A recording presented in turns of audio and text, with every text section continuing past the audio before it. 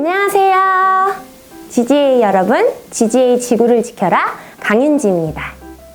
영화로 만나는 지구의 환경, 지난번 소개해드린 더 임파서블은 잘 감상해 보셨나요?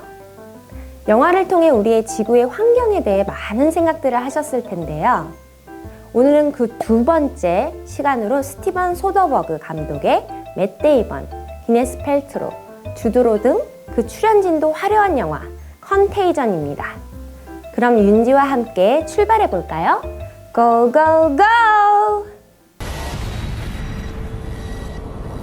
홍콩 출장을 마치고 남편과 아들이 기다리는 집으로 돌아온 베스. 반가움도 잠시 기침과 고열로 급격히 상태가 악화됩니다. 그러던 중 갑자기 발작을 일으키게 되고 베스는 병명도 모르는 채 그 자리에서 숨을 거두게 됩니다. 너무나 갑작스런 아내의 죽음에 당황하는 미치. 그런데 그에게 감기에 걸릴 줄만 알았던 그의 아들의 상태가 심각하다는 연락이 오고 미치는 한달음에 집으로 달려가지만 아들 역시 알 수 없는 원인으로 이미 숨을 거둔 상태였습니다. 이유도 알지 못한 채 아내와 아들을 한꺼번에 잃고 혼란에 빠진 미치는 다행히 자신은 이 바이러스의 면역력자라는 사실을 알게 되고 이제 마지막 남은 딸을 지키기 위해 필사의 노력을 하게 됩니다. 그리고 홍콩에서, 공항에서 베스와 스쳤던 수많은 사람들이 세계 곳곳으로 알 수 없는 바이러스를 퍼뜨리게 됩니다. 그리고 많은 사람들이 죽어가죠.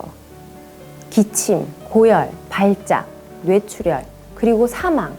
그 숫자는 미니애폴리스, 시카고, 런던, 파리, 홍콩 등에서 급증하며 도시에서 도시로, 나라에서 나라로 퍼져나가 사망자의 수는 1명에서 4명, 4명에서 16명, 그리고 수백, 수천 명으로 폭증하게 됩니다. 과연 이 끔찍한 병원균의 정체는 무엇일까요? 치버 박사는 그 원인을 파악하기 위해 경험이 뛰어난 미어스 박사를 병의 발원지인 홍콩으로 급파합니다. WHO와 미국 질병통제예방센터는 사망자들에게서 공통적으로 발견된 바이러스가 사스와 유사하다는 사실을 밝혀내죠. 그러나 치료약이 전무한 상황에서 전염병에 걸린 사람들은 속수무책으로 죽어갑니다.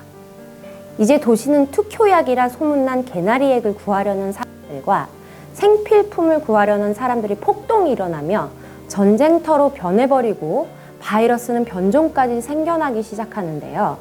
한편 막대한 경제적 이득을 놓고 백신 개발 업체와 국가가 결탁을 하고 있다는 유튜버 저널리스트 크럼 위드가 제시한 음모론의 공포는 세계로 퍼져나가고 그는 개나리액이 특효약이라는 거짓 정보를 발표하여 큰 경제적 이익을 얻게 됩니다. 걷잡을 수 없는 바이러스의 확산과 이로 인한 죽음의 공포와 두려움, 그리고 그들을 더욱 불안하게 현혹시키는 가짜 뉴스들까지 사람들은 점점 패닉에 빠지게 됩니다. 급기야 홍콩에 파견된 미어스 박사까지 바이러스에 감염되어 죽게 되죠. 과연 이들은 백신을 개발해 감염된 사람들을 살려낼 수 있을까요? 영화 제목인 컨테이전은 전염병, 전파, 감염 등의 뜻을 가지고 있습니다. 이 영화를 보면서 제가 느꼈던 것은 이 영화의 내용이 지금 현재 우리가 겪고 있는 코로나 팬데믹 상황과 너무나 흡사하다는 것인데요. 이 영화가 발표된 것은 지금으로부터 10년 전인 2011년입니다.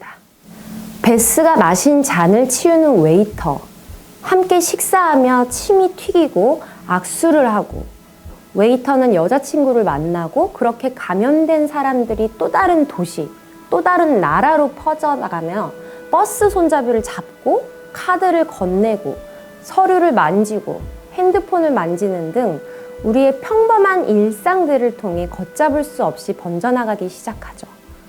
그렇게 바이러스에 감염된 사람들은 원인도 모른 채 단 며칠 사이 악화되어 죽게 됩니다. 2년 전 시작된 코로나19의 사태. 우리는 이전에도 몇 차례 이런 강력한 바이러스들을 경험한 적이 있었습니다. 혹시 기억하고 계신가요? 바로 사스와 메르스인데요. 중증 급성 호흡기 증후군을 일으키는 사스 바이러스와 중동 호흡기 증후군을 일으키는 메르스 바이러스는 안타깝게도 아직까지 효과적인 예방 백신이나 치료제가 없습니다.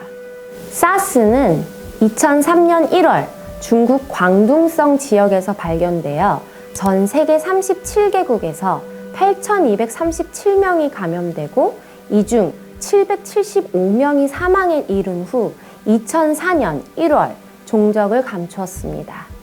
메르스는 2012년 6월 사우디아라비아에서 발견되었는데요. 2015년 5월에는 중동 지역과 떨어져 있어 안전지대라고 여겼던 우리나라에서도 미지의 폐렴 환자가 발생했습니다. 우리나라에서 40여일 동안 공포에 떨게 했던 메르스는 186명이 감염되고 이 중 38명의 사망자가 발생했습니다. 안타까운 일은 아직 이 폐렴 바이러스는 완전히 사라지지 않은 채 2016년 2월 기준으로 전 세계 27개국에서 1,625명의 환자가 발생하고 586명이 사망하여 여전히 인류에게 위협을 가하고 있다는 것입니다.